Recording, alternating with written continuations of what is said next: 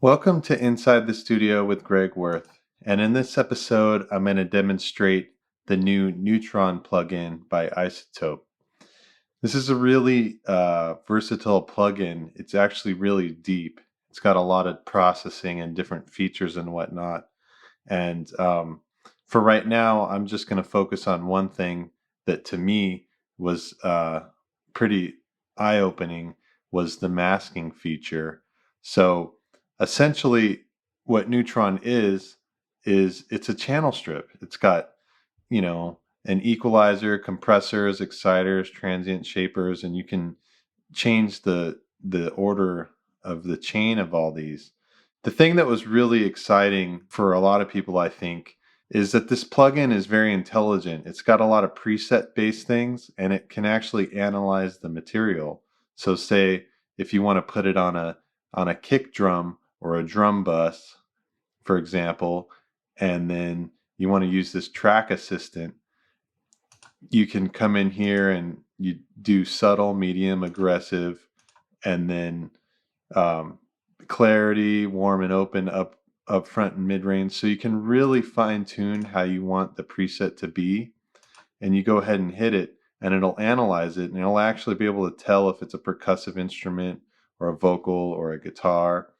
And then it'll do intuitive signal chain. It'll put a compressor EQ and all this stuff, and you'll be able to see what it did. And it's actually an educational tool because it can help you kind of see how to use subtractive EQ and compression and how to boost and cut certain frequencies to kind of maximize the sound that you're going for there. And it's a good starting point. But in this video, I'm not going to go that deep. What I'm going to show you is what I found in literally less than 10 minutes of using this plugin. I just downloaded it this evening. I was excited to check out this masking feature because to me, it was the most valuable. So basically what masking is, if you don't know, it's overlap of frequencies. And that's really the balance of a mix. Is the engineer's job is tasked to really make all the instruments fit together in their own space. And you got to use subtractive EQ and certain tools to really shape sounds so that you can hear them poke through the mix. And one of the toughest ones to do in a mix is the drums and the bass, because the kick drum and the bass guitar, they share a lot of fundamental low end frequencies, and they can mask each other. And there's a lot of different tricks that you can do to kind of help it out. But this actually was really cool because it works exactly the way that I was thinking that it would. So basically, just to show you what I did was I inserted an instance of NEUTRON on the bass, went ahead and went up here and named it bass. And then I inserted an instance of it on the kick, named it kick. And then I went over here and hit the masking feature. And then I selected bass. So this drop-down menu, if I had more instances of NEUTRON across the mix, this would show up, and I could, compare the overlapping frequencies between the kick drum and the guitar or the vocals or what have you. So this is a really cool tool. But for this example, I'm going to compare what the overlapping frequencies are between the kick drum and the bass. And so when you hit this, what it does is this is your kick drum EQ, because this is the main plugin for the kick. And then down here, it shows the EQ of the bass. And just to show you, it's linked. See, on this side, it'll tweak that. Okay. So what you do is you go ahead and you can play it and hit learn.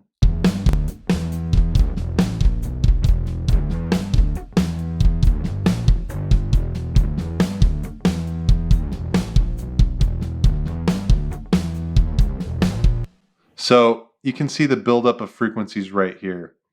And what this pink is showing you is that this is where both of these tracks share the most frequencies.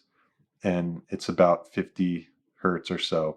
You can see the actual spectral analyzer here, and it'll show you the frequencies of each track. So basically what I want to do is I want to play it back, and I want to look at this analyzer and see which of these two is really is utilizing this frequency the most. And the one that is, I'll probably go and subtract it on the other one. So let's take a listen.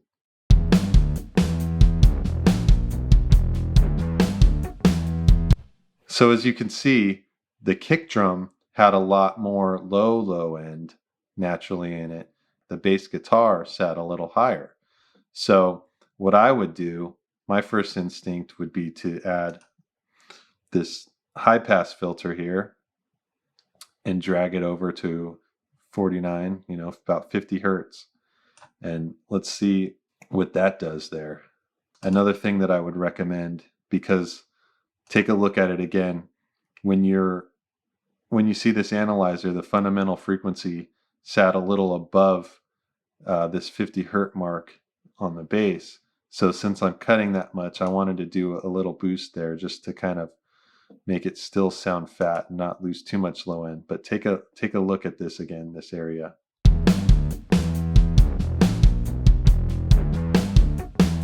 So the bass is sitting up here mostly. So give a little boost there so when I cut all this, we don't feel like we're losing low end.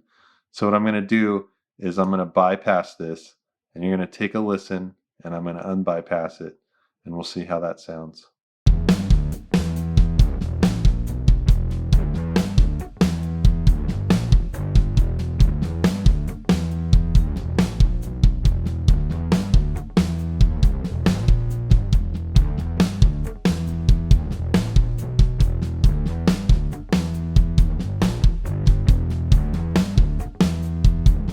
So this is very subtle to hear, but hopefully you're listening on headphones or nice high quality studio monitors.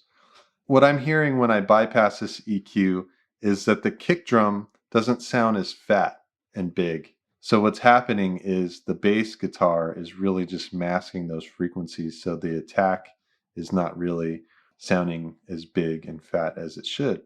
So when you engage it, I'm giving this little bump here on the bass, and I'm filtering out those frequencies that were offending on the kick drum here, and it lets it pass through.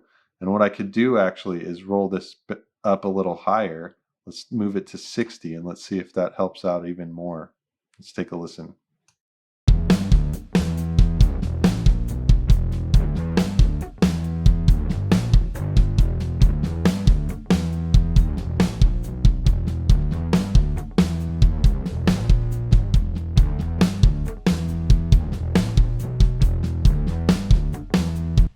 Another thing that you can do to effectively help out the track here is you can do this thing called inverse link, which basically links the two EQs, but if you boost one, it cuts the other. So as you can imagine, that's pretty powerful. So let me go ahead and zero this back down and then give it a try and see what it's like if I boost this. It cuts there. So as you see, it jumped this first node over here, and it's cutting at the same amount that it's boosting on the same exact frequency. Okay, let me go ahead and do another thing and take this shelf over here and boost that just a touch. How about a little more than 1 dB? Okay. And then as you see, it cut down there. So let's take a listen and see what this does to the track. First starting in bypass.